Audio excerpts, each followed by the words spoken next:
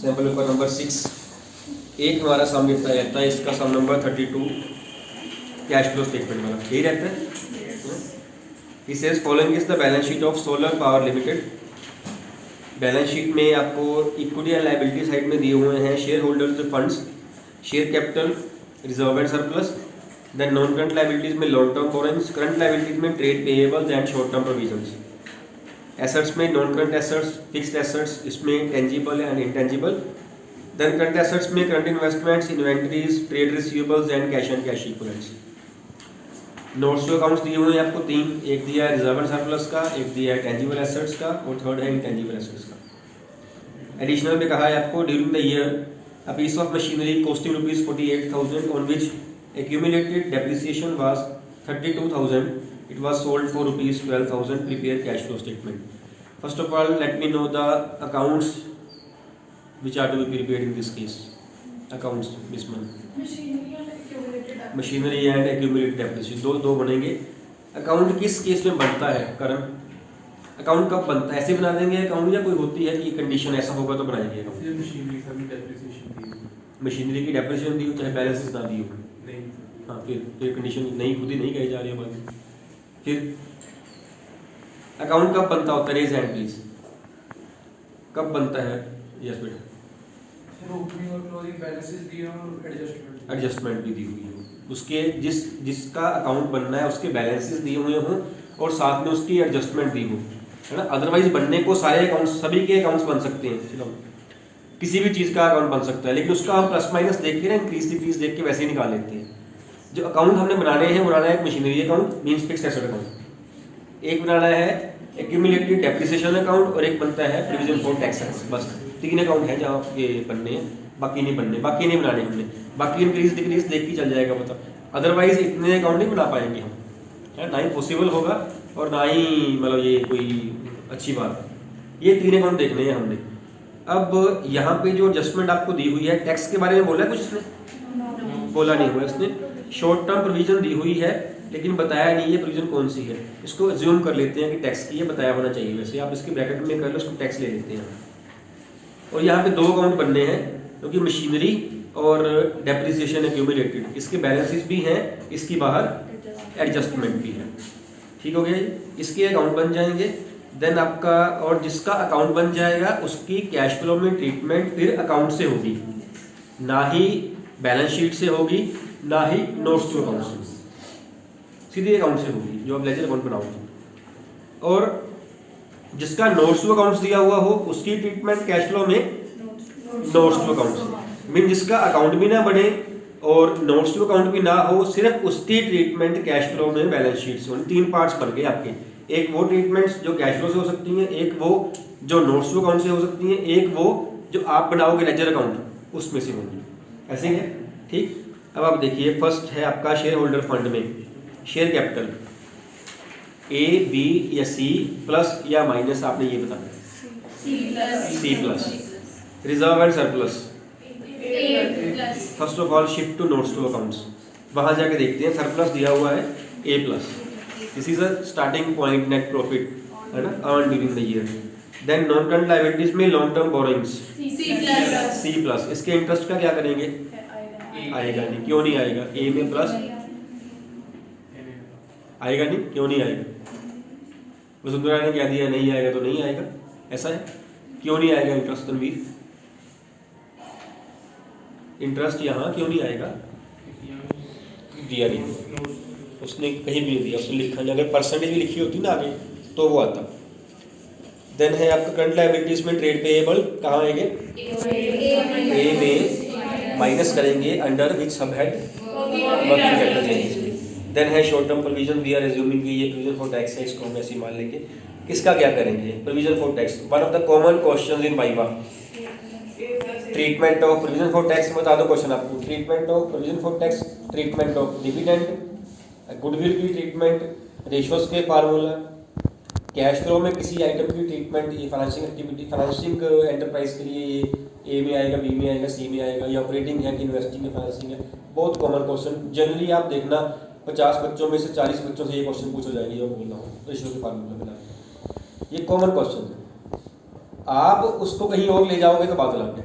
इन question से बाहर, या अच्छे आंसर्स देके एग्जामिनर को लगे कि यार सब कुछ बताया जा रहा है, कहीं वो अलग सब पूछते हैं, है ना, या ऐसे आंसर्स देके कि कुछ भी नहीं आता, कुछ और ही पूछ लो इससे यार, आप उसको अलग ले जाओगे। 50 में से 40 स्टूडेंट्स में से जो मैंने क्वेश्चन बोले हैं पहले 5-7 इस पे से पूछे जाएंगे, और ये 5-7 क्वेश्चन नहीं बनते हैं रेशियोज के फार्मूला, एक नहीं बनता, कितने क्वेश्चन बन जाते हैं। कैश फ्लो में ट्रीटमेंट बहुत सारी बन जाती है, और ट्रीटमेंट जो पूछी जाएगी most commonly goodwill, tax, dividend, most commonly इसकी पूछी जाएगी, क्योंकि यही कंफ्यूज करती है मोस्टली। तो यहाँ पे प्रोविजन फॉर टैक्स की ट्रीटमेंट कौन बताएगा मेरे को? अमाउंट के साथ कि सर ये वाला यहाँ आ रहा है और ये वाला यहाँ आ रहा है, सिंपल सा आंसर, टू द पॉइंट, अच्छा सा आंसर दे दो यार।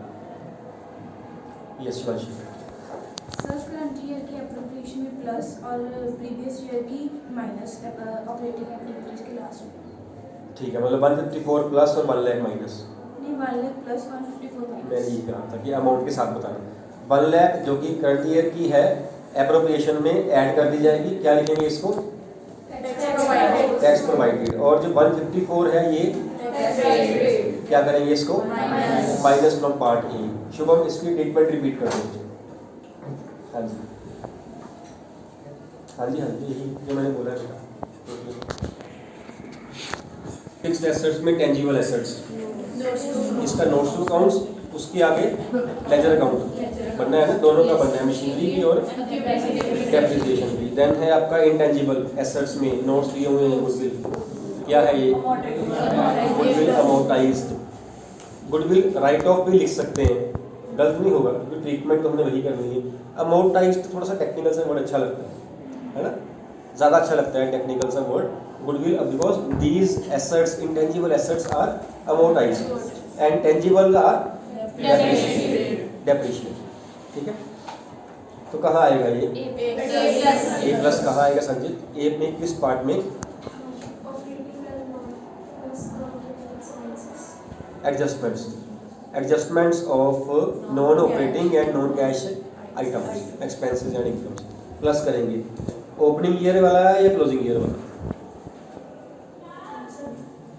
Difference, good. कितना आ गया डिफरेंस? 144, 144, ठीक है। 144 जो आपका है वो डिफरेंस ए में ऐड होगा, goodwill amortize. Then move to the current assets in the balance sheet. Current investments, hand raise कर ले, हैंड रेज कर ले।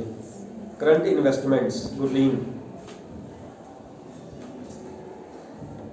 करंट इन्वेस्टमेंट्स बस बेटा देखने की जरूरत ही नहीं है इसके बाद। जब मैंने वर्ड बोल दिया ना करंट इन्वेस्टमेंट्स, तो जब क्वेश्चन पढ़ते हैं ना तभी टिक हो जाना चाहिए कि इसकी ट्रीटमेंट कुछ खास ही है।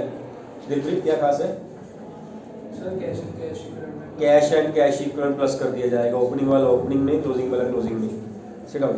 देन इन्वेंट्रीज इंक्रीज हो रही हैं, ए माइनस वर्किंग कैपिटल में। Trade receivables same working capital में a minus. Then cash and cash equivalent, है ना।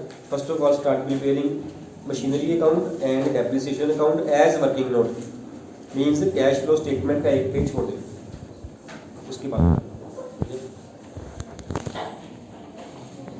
और जब भी आपको ऐसे दिया गया होगा तो आप लोगों ने ग्रोस वैल्यू के साथ बनाना है फिक्स्ड एसेट अकाउंट, है ना। उसमें लिखा है ना 20 लाख, 25 लाख, 40,000 माइनस 3 लाख एंड 4 लाख। जितना माइनस करके आ रहा है इसमें वैसे माइनस किया नहीं हुआ यहाँ, अगर किया भी होता तो 17 लाख एंड 21.4 लाख इतना आता। हमारे लिए वो वैल्यू किसी काम की नहीं है, हमारी ग्रोस वैल्यू के साथ अकाउंट बनेगा before depreciation, means cost price के साथ। 20 लाख एंड 25 लाख ये आपका हो गया ओपनिंग क्लोजिंग बैलेंस। ठीक, अब वो कहता है during the year piece of machinery costing ₹48,000 on which depreciation was 32,000। तो बाय एक्यूमुलेटेड डेप्रिसिएशन सिर्फ 32, सिर्फ उस एसेट की विच हैज़ बीन सोल्ड। क्यों? क्योंकि हम ये बना रहे हैं अकाउंट, प्रोविजन अकाउंट। ये आ गया आपका has been sold for 12,000, sale और डेप्रिसिएशन और लॉस इस साइड आता है। एसेट हमारी कितने की थी? कॉस्ट प्राइस 48,000, डेप्रिसिएट कितने से हुई है? बुक वैल्यू क्या आ गई? 16 वाली एसेट को कितने में सेल किया? लॉस आ गया 4,000 का, लॉस भी यहाँ आएगा। प्रॉफिट होता तो वो यहाँ आ जाता। जब इसको हम बैलेंस करेंगे तो डेबिट साइड आपकी छोटी आ रही है विद अमाउंट 5,88,000, तो बैंक वाली फिगर मतलब परचेज वाली फिगर है। And don't forget to mention BF here means balancing figure. Then we will prepare provision for depreciation account, taking it as a liability. Opening balance will be there on the credit side and closing debit. उल्टा हो जाएगा because liability है ये. And then जो आपने यहाँ पे 32,000 rupees का जो डाली है डेप्रिसिएशन ऑन एसेट सोल्ड, ये दूसरे अकाउंट में प्रोविजन में एक्यूमुलेटेड में डेबिट साइड पे आ जाएगी. इसका कॉन्ट्रा डबल एंट्री यही कंप्लीट हो जाएगा. और जब आप इसको बैलेंस करोगे तो this will be ₹1,32,000 which is depreciation charge during the year. अब ये दो डेप्रिसिएशन है, एक ये डेप्रिसिएशन है और एक ये डेप्रिसिएशन है. This 32 is the depreciation on asset sold and this 132 is the total depreciation charged. जब हमारे पास ये वाली हो, ये किसी काम की नहीं, मतलब that is only for the purpose of calculation of profit or loss on sale. Otherwise cash flow में इसकी ट्रीटमेंट नहीं करनी. क्यों नहीं करनी? क्योंकि ये 32 वाली जो है इसमें ऑलरेडी इंक्लूडेड है ना. यहाँ ये आई की वैल्यू बढ़ गई ना. Total depreciation is 132, out of this 32 is on asset sold, तो हम 132 ले लेंगे. तो ये हमारा डबल एंट्री यही खत्म हो जाएगी. अगर सपोज ये अकाउंट ना बनता, फिर हमारे पास ये ना आई होती, तो ये होती डेप्रिसिएशन चार्ज. अब जब इसका अकाउंट बन जाएगा तो कैश फ्लो में ट्रीटमेंट के लिए ओपनिंग और क्लोजिंग बैलेंसेस किसी काम के नहीं, यहाँ से नहीं करना आपने. ट्रीटमेंट बाकी आइटम्स की होनी है. This is depreciation charge A plus in adjustments. ये खत्म हो गया आपका, इसका नहीं आएगा. This is sale of asset B plus loss on sale A plus. इसकी ट्रीटमेंट नहीं आनी, इसकी भी नहीं आनी. Purchase B minus. ट्रीटमेंट यहाँ से आ जाएगी. बाकी आइटम्स जो आपको दी हुई हैं कैश फ्लो में, इसमें बैलेंस शीट में, वो अपने पहले ही प्लस माइनस कहाँ आनी कर दी है. और करंट इन्वेस्टमेंट्स का याद रखना. What will be the opening value of cash and cash equivalents. Opening value of cash and cash equivalents this month 10,50,000. What is the closing value of cash and cash equivalents? Closing value of cash and cash equivalents 10 lakh. ये कहाँ से आया? 1030 कहाँ से आया? किस किस को आपने प्लस माइनस किया, कितना आ गया? 1030 कैसे बना बेटा? बोलिए, बता दो किसको ऐड करके आना है, माइनस करके आना है?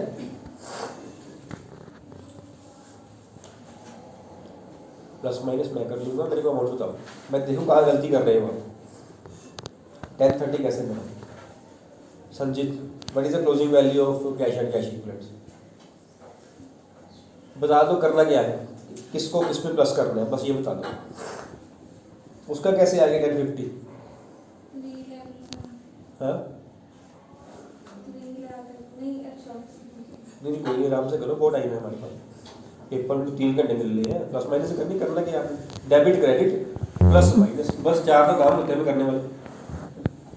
Sanjeet, closing cash and cash equivalent की वाली दूसरी अमाउंट क्या है? नवनीत,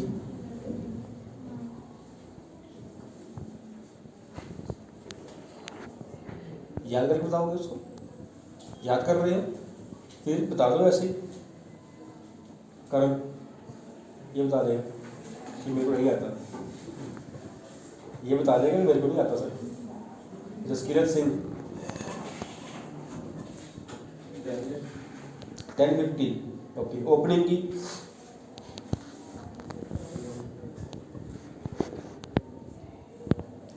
कितनी होगी? 11 लाख 20. अच्छा, बस तेरा 2014 बाद में आता है, 15 पहले आता है, ऐसे होता है. आपको ये नहीं पता बेटा कि बैलेंस शीट जो है करंट ईयर पहले दिया होता है और प्रीवियस ईयर बाद में दिया होता है. क्या है क्लोजिंग वैल्यू? 11 लाख 20. किसको किसमें प्लस करके आया? पहले किसी ने बताया था ये आंसर.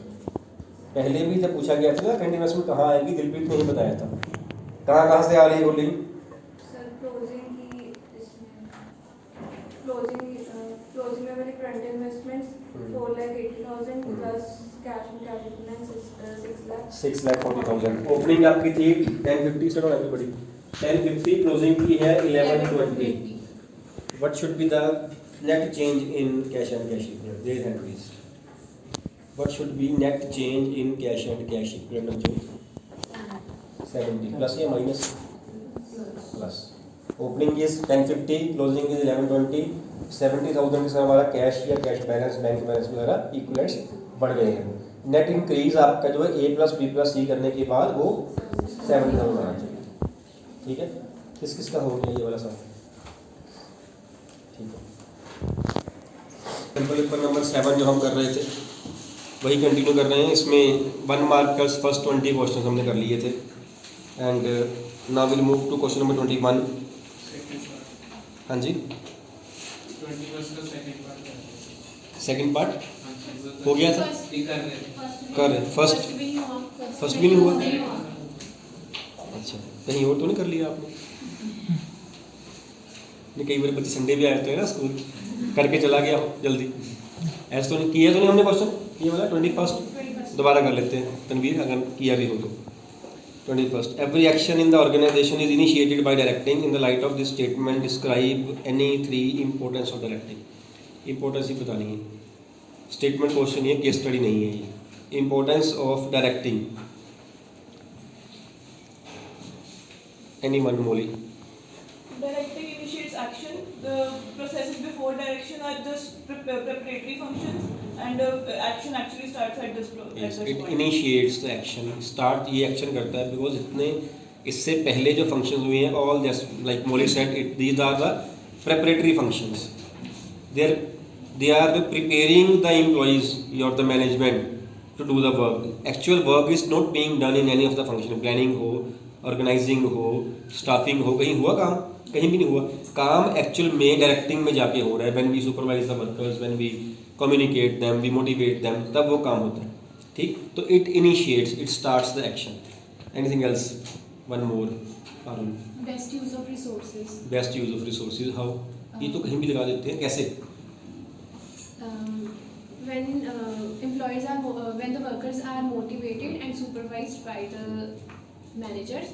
So बिल्कुल, यहाँ पे आके आपका उसके बाद आप जो मर्जी आप लिख दो, ये लाइन जब आप लिख दोगे ना, आपका ये आंसर आ रहा है कि यहाँ पे बिकॉज डायरेक्टिंग के आगे 4 जो है एलिमेंट्स कौन कौन से हैं? सुपरविजन है, मोटिवेशन है, लीडरशिप है and communication. When the employees are supervised while they are doing work, उन्हें हम गलत जो है वो करने ही नहीं देते हैं, उनको हम ठीक कर देते हैं. रिसोर्सेज अपने यहाँ वेस्ट नहीं होते, है ना. हम उनको बता देते हैं कि आपने काम ऐसे नहीं करना, ऐसे करना है, उस टाइम बता देते हैं उनको. उससे क्या होता है, टाइम भी हमारा बच रहा है, रिसोर्सेज भी हमारे जो है वो दूसरे रिसोर्सेज, फिजिकल रिसोर्सेज हो गए या दैट फाइनेंशियल रिसोर्सेज हो गए, वो वेस्ट नहीं हो रहे हैं हमारे. इफ़ दे आर मोटिवेटेड, वो काम ज़्यादा करेंगे, ज़्यादा अच्छे से उससे काम ले सकते हैं. Again if they are properly communicated, तब भी ऐसे ही है. प्रॉपरली कम्युनिकेट का मतलब ये नहीं कि उनसे बातें करनी. प्रॉपरली कम्युनिकेट का मतलब ये है कि हम फॉर्मल कम्युनिकेशन की बात कर रहे हैं. उनको फ्लो ऑफ कम्युनिकेशन प्रॉपर उनको जा रहा है. उससे क्या होगा, उनको इंस्ट्रक्शंस सारी क्लियर होंगी. इंस्ट्रक्शन क्लियर है तो वो काम सही करेंगे, प्रॉपर यूज ऑफ रिसोर्सेज हो जाएगा. सिमिलर लीडरशिप भी, एक लीडर जो है he will set an example before others कि मैं ऐसे काम कर रहा हूँ, आप भी ऐसे करिए. अपने आप रिसोर्सेज जो है वो अच्छे से यूज होंगे. ठीक, डायरेक्टिंग जो है through supervision, leadership, motivation and communication जो है वो ऑप्टिमम यूज ऑफ रिसोर्सेज को श्योर करेगा. ठीक, एनीथिंग एल्स? एक और बता दीजिए. हाँ जी, hello. Means of motivation. Yes, directing कैसे? Directing guides employees to realize their potential by motivating them and providing effective leadership. ठीक है बच्चे, because motivation is an element of directing, तो उस साइड से भी हम बात कर सकते हैं. The employees feel motivated. और कोई लिख सकते हैं पॉइंट? एक आध और 3 पूछे वैसे इसने यहाँ पे, एक आध बता दीजिए और. हाँ जी, सुनो. Less chances of employee absenteeism. Yes, less chances of absenteeism and less chances of labour turnover also, है ना. उसको भी साथ में ले सकते हैं या अलग भी ले सकते हैं, पॉइंट सेम रह जाएगा. एम्प्लॉइज मोटिवेटेड है, employees are properly supervised, properly उनसे कम्युनिकेशन हो रही है, तो उससे क्या होगा, chances of labour turnover and absenteeism reduce हो जाएंगे. ठीक, देन इज क्वेश्चन नंबर 21 का और part. Neha is working as the sales head of Ketan limited. Without discussing with her subordinates, she decides to undertake a project that would require the employees to travel out of Delhi. Some of her female colleagues try to speak to her and inform her that they can't travel outside Delhi as they have to take care of their families as well. But she doesn't listen to them and imposes her decision on everyone and forces them to travel outside Delhi. Identify and explain the style of leadership being adopted by Neha. Wait, मेरे को पहले सारे style ना होते कौन कौन से हैं, सारे स्टाइल्स पहले कौन से होते हैं। यहाँ पे वो एक स्टाइल की बात कर रहा है, एक पर्टिकुलर स्टाइल की। संजीत कौन कौन स्टाइल है बेटा? Autocratic, democratic and free range. Autocratic में क्या होता है? बिल्कुल ठीक है, बहुत सेंटर होता है, मीन्स फ्लो ऑफ कम्युनिकेशन जो है, इंस्ट्रक्शंस एक साइड से ही आ रही हैं, वो किसी की सुनता नहीं है एक्चुअल में, है ना, यही होता है। ठीक है, बैठ जाइए। डेमोक्रेटिक में क्या होता है? यस शुभम। सबकी सुनी जाती है और उनके साथ इन्फॉर्म करके उनको आगे उनको चीज़ें बताई जाती है। डिसीजन जो है वो लीडर खुद लेता है, सुपीरियर वो लेता है, लेकिन साथ में उनको इन्वॉल्व करता है ना। पिछले वाला जो था वो था बॉस सेंटर्ड, है ना, उसमें एम्प्लॉयज़ में यस बॉस वाले बन जाते हैं, हम कह सकते हैं, उनको बताया ही जाता है। It is particularly suitable in that case when the employees are illiterate और they don't know anything about that project, उस केस में सूटेबल है। डेमोक्रेटिक में जो लीडर होता है, जो सुपीरियर होता है, वो उनकी भी सुनता है, अपनी भी सलाह देता है, बीच में डिसीजन ले लेता है। और थर्ड कौन सा होता है? Free range. फ्री रेंज में क्या करते हैं हम, कि उसका मीनिंग क्या होता है फ्री रेंज का? ओनली एम्प्लॉयज आर अलाउड, है ना, मतलब लीडर बीच में बैठता भी नहीं है, लीडर होता ही नहीं। Particularly in that case when the work is very easy और when the employees are very skilled, they are literate, they know everything about the project. Particularly then leader he doesn't feel sitting like in that group कि आप अपने आप जैसे मर्जी हो कर लेना, बिकॉज काम ही ऐसा होता है। ठीक है, और यहाँ पे वो क्या कर रहा है, यहाँ पे वो कौन सा है इसमें? Autocratic. It is also known as boss central, is also known as authoritative. पूरी वो अथॉरिटी जो है वो ऊपर, उसके ऊपर वो है, किसी की बात नहीं सुनता, जो उसने कह दिया है। और that kind of leadership style here in this case being followed by Neha. ठीक है, सिट डाउन बेटा। Identify and explain the style. Explain हमने कर लिया है, तीनों ही कर ली हमने एक्सप्लेन। ठीक, then is 22nd first question, 22nd पे फर्स्ट क्वेश्चन का first, it refers to the short-term incentives which are designed to encourage the buyers to make immediate purchase of a product or service. Name it. Raise hand please. Short-term incentives which are designed to encourage the buyer to make immediate purchase of a product or service. It is one of the elements of promotion mix. One of the elements of promotion. मैंने hint दिया है आपको. Now tell me. Name the elements of promotion mix. एक cell promotion, दूसरा public relations, yes, direct personal selling and advertisement, personal selling, sale promotion and public relations. ये 4 elements हैं इसके promotion के। इसमें से ये कौन सा है? कहता है short term incentive which is used to used so that the buyers can immediately purchase the product. Short term incentive, तो ये एडवर्टीजमेंट हो सकती है, ये नहीं हो सकता, इंसेंटिव दे रही है उसमें, है ना। पब्लिक रिलेशन में भी कोई इंसेंटिव नहीं मिल रहा, नहीं हो सकता, और शॉर्ट टर्म भी नहीं होता। थर्ड कौन सा है? एक और आंसर के अलावा पर्सनल सेलिंग, ये भी नहीं है। Sale promotion schemes, sale promotion schemes are those short term incentives which are given to the buyers so that immediately they can purchase the product. Diwali वाले दिनों में इलेक्ट्रॉनिक आइटम्स सस्ती हो जाती है ना, एलईडी सस्ते, रेफ्रिजरेटर सस्ते, बिकॉज वो बाइंग सीजन सा होता है। उन दिनों में शादियाँ भी बहुत होती हैं, ज़्यादातर सीजन होता है शादी में, अक्टूबर के बाद शुरू हो जाता है। उन दिनों में ही हम लोग, जैसे हम पता नहीं, सोच है कि एक इलेक्ट्रॉनिक आइटम लेनी है ना, दिवाली पे लेंगे, ये सोच बनी हुई है, या सोच इसलिए बन गई स्कीमें बताती हैं, उन दिनों तब लेंगे, है। 26 जनवरी को स्कीम्स आती हैं, ये रिपब्लिक डे की, 15 अगस्त को आती हैं, इंडिपेंडेंस डे की, ऑफर्स ऐसे आती रहती होती हैं शॉर्ट टर्म। दिवाली वाले दिन की स्कीम से दिवाली वाले दिन ही मिलेगी, आपको इमीडिएटली परचेज करना पड़ेगा प्रोडक्ट, या फिर आप पहले प्लान कर लो, उस दिन परचेज कर लो, उस दिन बिलिंग करवा लो अपनी। शॉर्ट टर्म इंसेंटिव्स, ठीक है। सेकंड इसी में ही है, name the verbal component of a brand, underline the word verbal here, name the verbal component of a brand, anyone else? Mega, what is the meaning of verbal? Verbal जो आप नहीं कर रहे थे, मीनिंग ऑफ वर्बल, अपना name बोल के दिखाओ मेरे को, मैंने कभी नहीं बोलते सुना सर की। मेगा मतलब बोलती है। तो that elements of elements of brand कौन कौन से हैं Navneet? Brand name, brand mark. And trademark. Trademark है ना, ब्रांड इटसेल्फ आल्सो। ब्रांड, चार टर्म्स पढ़ी हमने, टर्म्स रिलेटेड टू ब्रांडिंग है ना, brand, brand name, brand mark and trademark. Verbal component, या ब्रांड नेम हो सकता है या ब्रांड मार्क हो सकता है। मेरा कौन सा हो सकता है? Brand name, because it can be spoken. Verbal, verbal की बात हो रही है ना, इट कैन बी स्पोकन है ना। मैं यही एग्जाम्पल लेते हैं हमेशा, यही है ब्रांड नेम, इसको हम कर सकते हैं, इसको we can speak it, verbal है ये, इसको तो नहीं बोल सकते। एक मार्क है ना ये वाला, है ना, अगर ये नाइकी ये वाला ना लेती, नाइकी ये वाला ले लेती तो क्या था, हम इसको बोल देते, बिकॉज ये बोलने में आया ही नहीं, बोलने में तो ये आना है ना। और ब्रांडिंग है, हम लोग को याद आ गया, ब्रांडिंग का फीचर हमने पढ़ा था कि ये अपने जो आपका प्रोडक्ट है ना उसके फीचर्स के बारे में, उसकी क्वालिटी के बारे में और फंक्शन के बारे में मेनली बताता ज़रूर है। जैसे हाजमोला हम करते थे बात, हाजमा ठीक करती है ना, ऐसी है ना। नाम सूर्या बल्ब, बल्ब का नाम सूर्या रखा जा सकता, अंधेरा भी ना रखा जा सकता, बिकॉज ये तो मतलब उल्टा हो जाएगा काम, नहीं।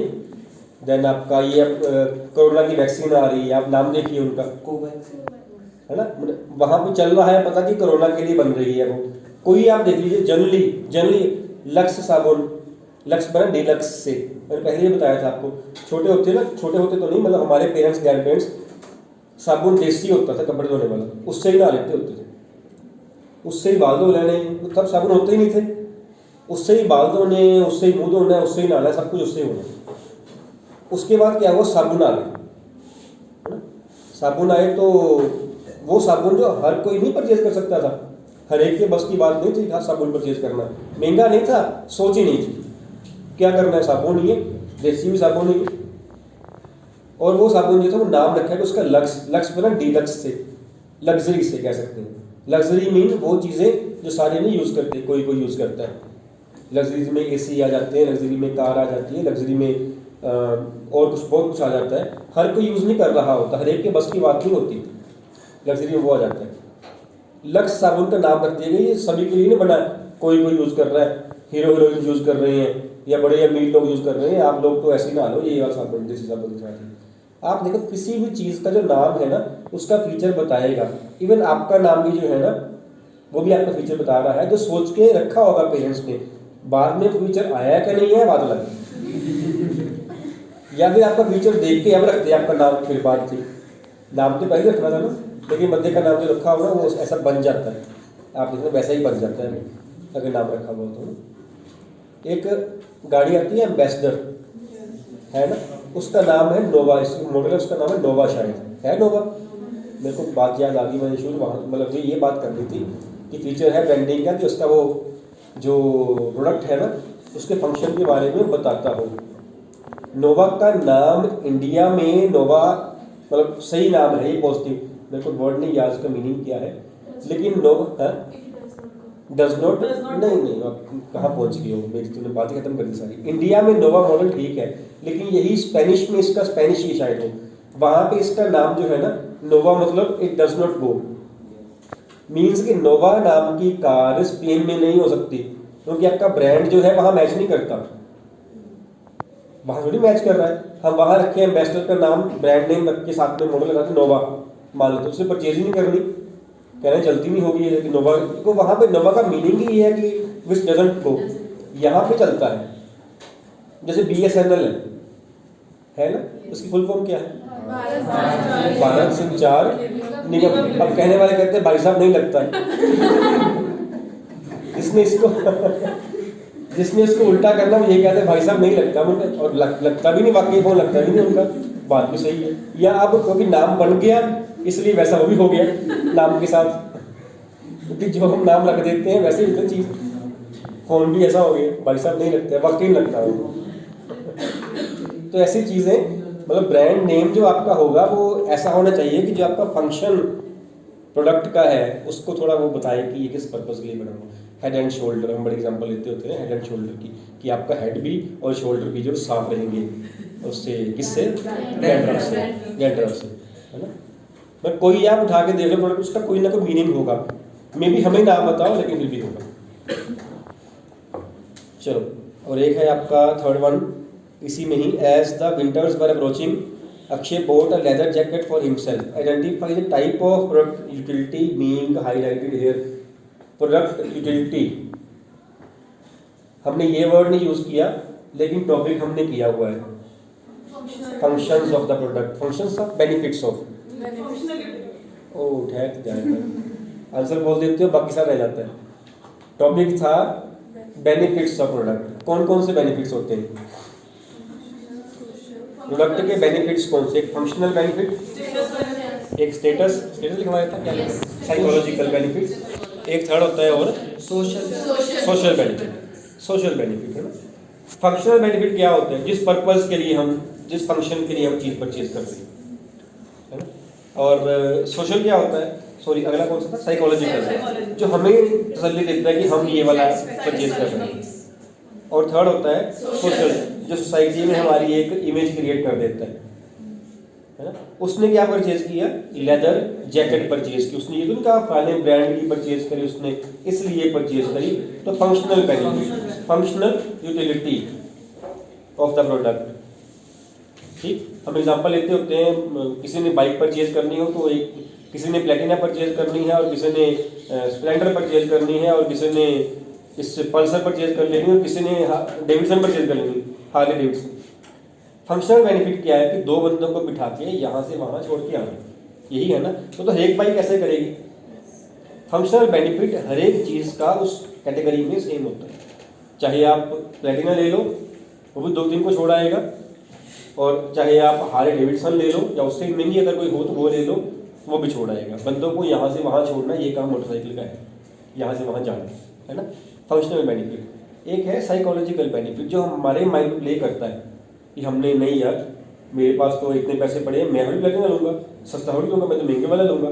ये जितना किसी के पास ज़्यादा पैसा है, जितना कोई अपने आप को ज़्यादा समझता है कि मैंने वो लेना है, वो चीज़ उसमें शिफ्ट कर जाता है। साइकोलॉजिकली बेनिफिट मिलता है कि हाँ यार मैंने ये वाली चीज़ ली है। एक है सोशल बेनिफिट, कि जो हमें सोसाइटी में देता है, एक इमेज देता है, एक प्लेस देता है। अगर हमें सपोज ना पता हो या वो बंदा जानता हो, नहीं मैं जानता नहीं, और जिसके पास तो हार्ले डेविडसन है, हाँ मैं जानता हूँ, हम उस ग्रुप में आ गए जिनके पास में वाला मोटरसाइकिल था, हार्ले डेविडसन था, जिसके पास कोई खास सपोज फोन था, जिसके पास कोई खास कार थी।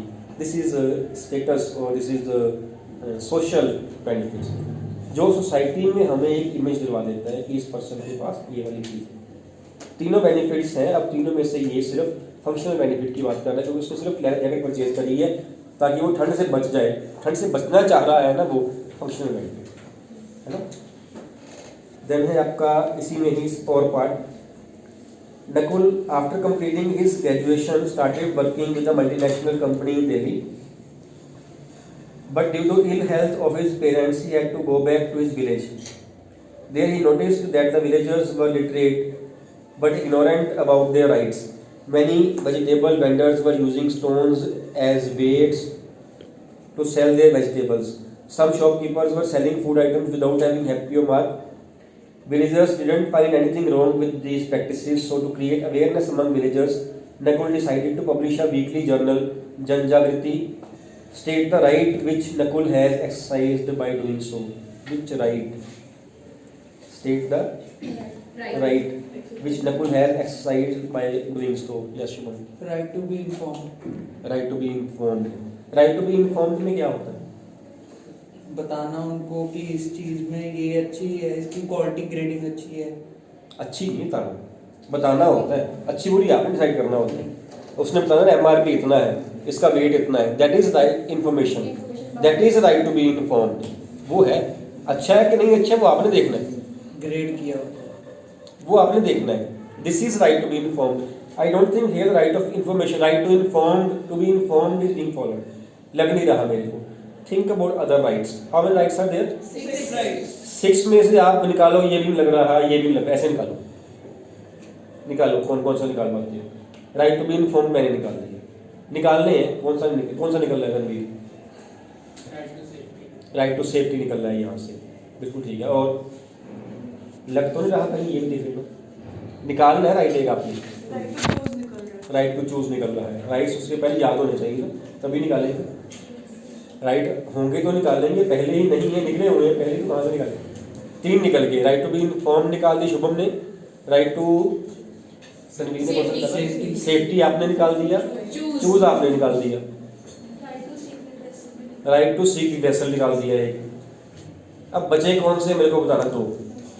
Sir right to be heard, right to education.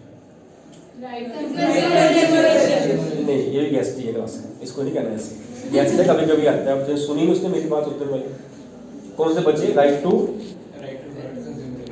To be heard, right to be heard and right to consumer education, ये 2 बचे। Right to be heard apply हो रहा है, क्या बचा?